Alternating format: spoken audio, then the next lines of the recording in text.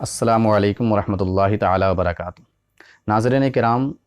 آپ آج اس لیکچر میں ایک سچا عاشق رسول صلی اللہ تعالی علیہ وسلم، محسن قوم و ملت، حق گوئی کے علم بردار، آفاقی فکر و نظر کے حامل، پرعزم حرکت و عمل کی چلتی پھرتی تصویر، جہد مسلسل،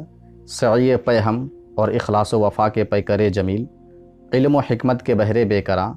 عمل و کردار کے سیل رواں اور بڑے بڑے فضائل و کمالات کے جامع، یعنی ناظرین فقیہ اعظم ہند، شارع بخاری، علامہ مفتی شریف الحق امجدی علیہ رحمت رضوان کی مختصر سیرت طیبہ سماعت کریں گے۔ مختصر سے وقت میں ہم کوشش کریں گے کہ آپ کی زندگی پر کچھ روشنی ڈالیں۔ آپ کی ولادت 1340 ہجری 1921 عیسوی میں ضلع اعظم گڑھ کے نہایت ہی مشہور و معروف اور مردم خیز خطہ قصبہ گھوسی کے محلہ کریم الدین پور میں ہوئی۔ ابھی وہ ضلع بدل کر کے مو ہو چکا ہے۔ آپ کے والد محترم کا نام عبدالصمد بن ثناء اللہ تھا۔ آپ نے ابتدائی تعلیم محلہ باغیچہ قصبہ گھوسی کے مقامی مکتب میں کی، قرآن شریف کے ناظرہ تک۔ اس کے بعد آپ نے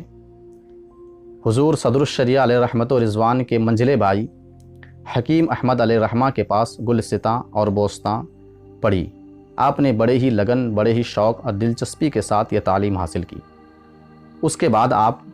10 سوال المکرم 1353 ہجری اور 1934 عیسوی کو الجامعۃ الاشرفیہ مبارک پور میں داخل ہوئے۔ یہاں آپ نے حافظ ملت قدس سرہ کے زیر سایہ رہ کر کے 8 سال تک تعلیم حاصل کی۔ اس دوران آپ نے فارسی کی اعلیٰ تعلیم حاصل کی اور ابتدائی تعلیم عربی سے لے کر کے ہدایہ اور ترمذی شریف تک کی کتابیں آپ نے پڑھی۔ بڑی محنت، عرقریزی اور جانسوزی کے ساتھ پڑھے اور حافظ ملت کے فیضان سے مالا مال ہوئے۔ محرم الحرام 1361 ہجری 1942 عیسوی میں 7-8 ماہ مدرسہ اسلامیہ عربیہ اندر کوٹ میرٹھ کے بھی آپ طالب علم رہے۔ یہاں آپ نے صدر العلماء حضرت مولانا سید غلام جیلانی میرٹھی علیہ رحمہ اور خیر الاذکیاء حضرت علامہ مولانا غلام یزدانی علیہ رحمہ سے تعلیم حاصل کی۔ شوال 1361 ہجری 1942 عیسوی میں آپ نے مدرسہ مظہر اسلام مسجد بی بی جی محلہ بہاری پور بریلی شریف میں داخلہ لیا، جہاں محدث اعظم پاکستان حضرت علامہ سردار احمد گوداس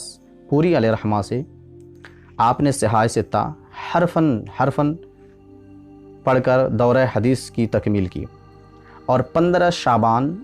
1362 ہجری 1943 عیسوی کو درس نظامی سے آپ کی فراغت ہوئی۔ حضور صدر الشریعہ علیہ رحمہ، حضور صدر الافاضل مولانا نعیم الدین مراد آبادی علیہ رحمہ اور مفتی اعظم ہند علیہ رحمہ اور دیگر ممتاز علماء مشائخ اہل سنت نے اپنے مقدس ہاتھوں سے دستار فضیلت اور جبہ سے آپ کو نوازا۔ اساتذہ و مشائخ کرام میں جن حضرات کی تعلیم و تربیت کا آپ کی زندگی میں گہرا اثر تھا، ان میں حضور صدر الشریعہ علیہ رحمہ، مفتی اعظم ہند علیہ رحمہ، حافظ ملت علیہ رحمہ اور مفتی اعظم پاکستان علیہ رحمہ سر فہرست ہے۔ درس نظامی کے علاوہ فتویٰ نویسی کی تعلیم و تمرین 1 سال سے زائد حضور صدر الشریعہ علیہ رحمہ سے حاصل کی اور پھر حضور مفتی اعظم ہند قدس سرہ کی بارگاہ میں 11 سال رہ کر فتویٰ نویسی سیکھی، یہاں تک کہ ایک مستند مفتی اور معتمد فقی کی حیثیت سے آپ کی ذات بر صغیر ہند و پاک میں مشہور ہو گئی اور آپ علمی حلقوں میں نائب مفتی اعظم ہند کے نام سے جانے لگے۔ ماہر فن اور جلیل القدر استاذ کرام سے اکتساب علم کرنے کے بعد حضرت شارع بخاری رحمۃ اللہ تعالی علیہ نے تقریباً 35 سال تک مختلف مدرسوں میں درس و تدریس کا کام انجام دیا۔ آخر میں درس و تدریس کا مشغلہ چھوڑ کر کے الجامعۃ الاشرفیہ مبارک پور میں شعبہ افتاء کی مسند صدارت پر متمکن ہوئے اور 24 برس تک رشد و ہدایت کا فریضہ انجام دیتے رہے، 24 برس تک آپ نے فتویٰ نویسی کا کام انجام دیا۔ آپ کی درسگاہ فیض سے شعور و آگاہی کی دولت حاصل کرنے والے تو کثیر طالب علم ہے، کثیر تشنگان علوم نے پیاس بجھائی، ان سب کا شمار کرنا وقت کی قید سے باہر ہے۔ ان میں سے میں چند کا نام ناظرین کرام آپ کے سامنے رکھتا ہوں۔ حضور خواجہ مظفر حسین رحمۃ اللہ تعالیٰ علیہ، مفتی مجیب اشرف اعظمی، مولانا قمر الدین اشرفی، حضور علامہ مولانا مفتی نظام الدین رضوی صاحب قبلہ صدر المدرس جامعہ اشرفیہ مبارک پور، مولانا عبدالحق صاحب قبلہ استاد جامعہ اشرف مبارک پور، مرحوم مفتی معراج قادری علیہ رحمہ استاد جامعہ اشرفیہ مبارک پور، مفتی بدر عالم، مفتی نسیم صاحب، اور سلسلہ بحث مسئلے کے اعتبار سے خیر الاذکیاء حضرت علامہ مولانا احمد مصباحی اور حضرت علامہ مولانا عبد المبین نعمانی صاحب بھی آپ کے شاگردوں کے صف میں شمار ہوتے ہیں۔ حضور مفتی اعظم ہند علیہ الرحمہ کی حیات طیبہ تک آپ صدر الشریعہ سے بیعت ہوئے، صدر الشریعہ نے آپ کو خلافت و اجازت دی، اس کے بعد مفتی اعظم ہند علیہ الرحمہ نے بھی آپ کو خلافت و اجازت دی۔ حضور مفتی اعظم ہند علیہ الرحمہ کی حیات طیبہ میں آپ جلدی کسی کو مرید نہیں کرتے تھے، بیعت نہیں کرتے تھے۔ اگر کوئی انسان آپ سے بیعت ہونے کے لیے آتا اور آپ کے پاس اصرار کرتا تو آپ یا تو حضور مفتی اعظم ہند علیہ الرحمہ سے بیعت کرواتے یا تو حضرت حافظ ملت علیہ رحمت و رضوان سے بیعت کرواتے۔ ان عظیم ہستیاں کے وصال کے بعد جب کوئی انسان آتا اور اصرار کرتا تب کہیں جا کر کے آپ اسے بیعت کرتے، اور خلافت کا بھی یہی مسئلہ تھا۔ یہی وجہ ہے کہ آپ کے خلفاء چند ہیں، آپ کے خلفاء کم ہے۔ ان میں سے میں ایک دو کا نام گناتا ہوں۔ حضرت علامہ عبدالحکیم خان اختر شاہ جہاں پوری علیہ رحمہ لاہور، مولانا عبدالحق صاحب استاذ جامعہ اشرفیہ مبارک پور، مولانا رجب علی بلرام پوری بنارس، مولانا ولی اللہ شریفی ممبئی، مفتی بدر عالم صاحب استاد جامعہ اشرفیہ مبارک پور، مفتی نسیم صاحب استاد جامعہ اشرفیہ مبارک پور، مولانا محب اللہ شریفی کرناٹک۔ ناظرین اکرام، حضرت شارع بخاری رحمۃ اللہ تعالیٰ علیہ نے 2 حج اور 2 عمرہ کیے۔ اس کے بعد آپ تو تمام علوم مروجہ اور علوم فنون میں ید طولہ حاصل رکھتے تھے، مگر آپ کا جو فیلڈ تھا، آپ کا جو میدان تھا، خاص کر کے وہ افتاء کا میدان تھا۔ یہی وجہ ہے کہ تقریباً 25,000 افتاء آپ نے بریلی شریف میں قیام کے دوران تحریر فرمائے، اور الجامعۃ الاشرفیہ میں آپ نے تقریباً 60,000 فتاوے لکھے۔ اور حضرت شارع بخاری رحمۃ اللہ تعالیٰ علیہ مناظرہ کے میدان کے بھی بہت بڑے شہسوار تھے۔ آپ مختلف مناظرہ میں کبھی صدر کے حیثیت سے، کبھی اہل سنت کے علماء کے علمی تعاون کی حیثیت سے، کبھی مناظر کی حیثیت سے آپ داخل ہوئے، جن میں سے چند مناظرہ کا میں نام گنا رہا ہوں، جن میں سے آپ کا اہم رول رہا ہے۔ ایک ہے بریلی شریف میں قادیانی سے مناظرہ ہوا، اور یہ مناظرہ آپ نے زمانۂ طالب علمی بھی کیا۔ دوسرا رائے پور ضلع لکھیم پور کھیری، تیسرا بھبن گاؤں ضلع بستی سیتاپور، چوتھا جھریا دھنباد، پانچواں کٹک اڑیسہ، چھٹا بجٹڈیہا بنارس، اور ساتواں سعدی مدن پور ضلع فتح پور، اور آٹھواں بدایون۔ ناظرین کرام اور بھی ہے، لیکن میں نے وقت کی تنگی کی وجہ سے کچھ چنندہ جگہ کا نام اٹھایا ہے۔ حضرت شارع بخاری رحمۃ اللہ تعالیٰ علیہ کی فکر و قلم، تحریر و تصنیف اور زبان و ادب سے گہری وابستگی ابتدائی عمر ہی سے تھی، اسی لیے آپ نے بے شمار مقالات اور بے شمار مضامین لکھی،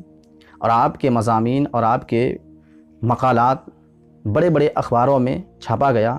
پھر اس کے بعد 1427 ہجری 2006 میں آپ کے تمام مضامین کو یکجا کر کے مقالات شارع بخاری کے نام سے شائع کروا کر کے قارئین کے ہاتھوں تک پہنچا دیا گیا۔ حضرت شارح بخاری رحمۃ اللہ تعالیٰ علیہ نے مختلف عنوان پر متعدد کتابیں لکھی، جن میں سے چند کتابوں کے نام یہ ہیں: نزہۃ القاری شرح صحیح بخاری، اشرف السیر، اشک رواں، اسلام اور چاند کا سفر، تحقیقات، فتنوں کی سرزمین کون، نجد یا عرب، سنی دیوبندی اختلاف کا منصفانہ جائزہ، ایصال ثواب، مفتی اعظم ہند فضل و کمال کے آئینے میں، شہادت حسین کا ذمہ دار کون، مسائل حج و زیارات، السراج الکامل، فرقوں کی تفصیل، تعلیقات فتویٰ امجدیہ، مقالات شارح بخاری، مسئلہ تکفیر اور امام احمد رضا، فتویٰ شارح بخاری، اذان خطبہ کہاں ہو، تنقید برمحل۔ ناظرین اکرام، یہ ایسی کتابیں ہیں جو بہت ہی اہمیت کے حامل ہیں اور بہت مقبول ہوئی ہے۔ اور بھی کتابیں ہیں، لیکن وقت کی تنگی کی وجہ سے میں نے چند کتابوں کے نام آپ کے سامنے رکھا، جن میں سے فتویٰ شارح بخاری، نزہۃ القاری شرح بخاری بہت ہی اہمیت کا حامل ہے اور لوگوں نے اپنے سر اور آنکھوں پر اس کو بٹھایا ہے۔ شارح بخاری رحمۃ اللہ تعالیٰ علیہ کی پہلی شادی آپ کے ماموں حافظ عبد الرحمن ساکن مدن پور ضلع دیوریا کی مجلی صاحبزادی محترمہ زینب سے 1940 کو ہوئی، جن کے بطن سے ایک صاحبزادے محمد مجیب الحق، پھر کچھ دنوں کے بعد محمد مجیب الحق اور آپ کی پہلی جوزہ کا انتقال ہو گیا۔ پھر آپ نے دوسرا نکاح اپنی پہلی جوزہ کی وصیت کے مطابق کی، انہی کے بہن سے محترمہ نور النساء سے کی، اور اس سے آپ کے 5 صاحبزادے اور ایک صاحبزادی ہوئی، جن میں سے صاحبزادے اور صاحبزادی کا نام یہ ہے: محمد محب الحق، محمد مطیع الحق، محمد وحید الحق، محمد حمید الحق، محمد ظہیر الحق اور طلعت فاطمہ۔ ناظرین کرام، یہ مختصر سے وقت میں نے کوشش کی ہے کہ مقالات شارح بخاری میں آپ کی حیات طیبہ بڑی ہی وسعت کے ساتھ بیان کیا گیا ہے۔ استاذی حضرت علامہ مولانا نفیس احمد مصباحی نے، آپ اگر چاہے تو تشریح کے لیے دیکھ سکتے ہیں۔ میں نے مختصر سے وقت میں نے کوشش کی ہے کہ آپ کے سامنے یہ جانکاری رکھوں۔ اب ناظرین کرام، 6 صفر 1421 ہجری 11 مئی 2000 بروز جمعرات، حضور شارح بخاری رحمۃ اللہ تعالی علیہ نے الجامعۃ الاشرفیہ مبارک پور اعظم گڑھ میں نماز فجر اور وظائف و معمولات کی ادائیگی کے بعد دل کے دورہ پڑنے کی وجہ سے 5:40 پر اچانک اس دار فانی سے دار جاویدانی کی طرف کوچ کیا، اور یہ علم و فن کا رازداں اور استقامت و ثابت قدمی کا کوہ ہمالا، علم و ہنر کا کوہ ہمالا، فکر و نظر کا یہ کوہ ہمالا ہمیشہ ہمیش کے لیے آغوش زمیں میں محو خواب ہو گیا۔ انا للہ و انا الیہ راجعون۔ کیا خبر تھی موت کا یہ حادثہ ہو جائے گا، یعنی آغوش زمیں میں آسماں سو جائے گا، یعنی آغوش زمیں میں آسماں سو جائے گا۔ ناظرین کرام، اللہ تبارک و تعالیٰ نے حضرت شارح بخاری علیہ رحمۃ رضوان کے درجات کو بہت بلند کیا، ان کے کمالات کو بہت بلند کیا۔ یہی وجہ ہے کہ آج بھی حضور شارح بخاری رحمۃ اللہ تعالیٰ علیہ ہر علمی حلقہ یا ہر لوگوں کے دل میں گھر بنائے ہوئے ہیں، اور جب بھی نزہۃ القاری، مقالات شارح بخاری، فتویٰ شارح بخاری جیسی کتابوں پر نظر پڑتی ہے تو ان کی حیات طیبہ ہمارے نگاہوں کے سامنے جھومنے لگتی ہے اور یاد آنے لگتی ہے۔ تو ناظرین کرام، ہمیں اور آپ کو چاہیے کہ ہمیں ایسے بزرگوں کو یاد کرنا چاہیے، ایسے بزرگوں کی سوانح حیات کو پڑھنا چاہیے، سوانح حیات کے بارے میں جاننا چاہیے۔ تو ناظرین، ہمارے اس فیض رحمانی فاؤنڈیشن یوٹیوب چینل نے یہ طے کیا ہے کہ ایسے بزرگ ہستی کے وفات کی تاریخ پر یا پیدائش کی تاریخ پر آپ کو ان کے مختصر سے سیرت طیبہ کلیکٹ کر کے آپ لوگوں کے درمیان پیش کروں تاکہ